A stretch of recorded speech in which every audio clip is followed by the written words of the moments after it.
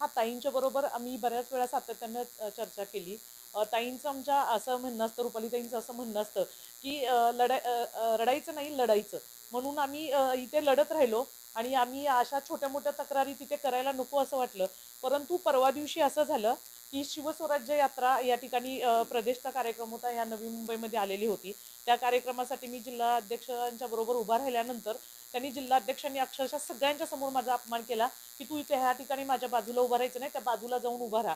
तू इथं थांबायचं नाही. हा कार्यक्रम मी लावलेला आहे, त्यामुळे इथं तू थांबायचं नाही. हे माझ्या सगळ्या महिला पदाधिकाऱ्यांनी बघितलं आणि त्यांच्या सगळ्या महिला पदाधिकारी ज्या काही दुसऱ्या आहेत, ज्या की त्यांनी तो एक कडा तयार करून ठेवलेला आहे, त्यांना सगळ्यांना घेऊन त्या माझ्या बरोबर भांडायला सगळ्यांनी सुरुवात केलं.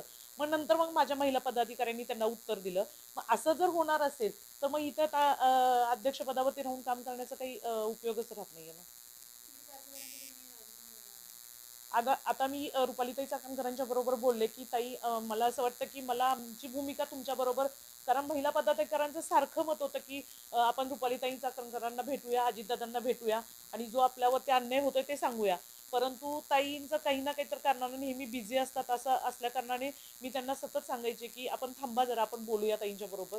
परंतु आता जी काही एक मर्यादा असते ती पूर्ण संपलेली असल्या कारणाने आम्ही ताईंना वेळ मागितल्यानंतर आता शिवजयंतीच्या कारणाने पक्षाचे काही कार्यक्रम लागलेले आहेत.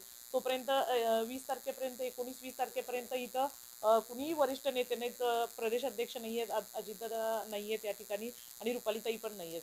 तर ताईंचं माझ्याबरोबर असं बोलणं झालं, की तुम्हाला 19 ते 20 तारखेला दादांच्या बरोबर टाईम देतो, तर तुम्ही तुमची काही असेल ती भूमिका मांडा.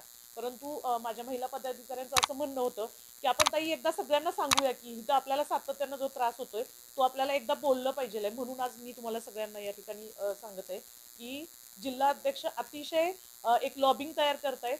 जिल्ह्यात म्हणजे जाणीवपूर्वक त्यांनी राष्ट्रवादीचे पहिले सर्व जुन्या पदाधिकाऱ्यांना आणि कार्यकर्त्यांना बाजूला काढायचं ठरवलेलं आहे. आता मी आमच्या महाराष्ट्राचे प्रदेश सरचिटणीस नलावडे साहेब आहेत, त्यांच्याबरोबर भालचंद्र नलावडे साहेबांच्या बरोबर बोलले, आमच्या बोरकर साहेबांच्या बरोबर बोलले आणि इतरही पक्षातले काही लोक आहेत त्यांच्या सगळ्यांच्या बरोबर बोलले. तर ते त्यांनाही त्या ठिकाणी जुमानत नाहीये.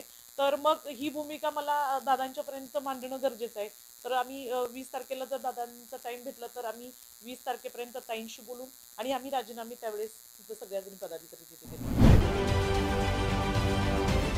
राजकारणातील प्रत्येक अचूक बातमीचे सर्वात आधी अपडेट्स मिळवण्यासाठी सरकारनामाच्या सर्व सोशल मीडिया प्लॅटफॉर्मला लाईक, फॉलो आणि सबस्क्राईब करा. तसंच सर्व नोटिफिकेशनसाठी बेल आयकॉन प्रेस करायला विसरू नका.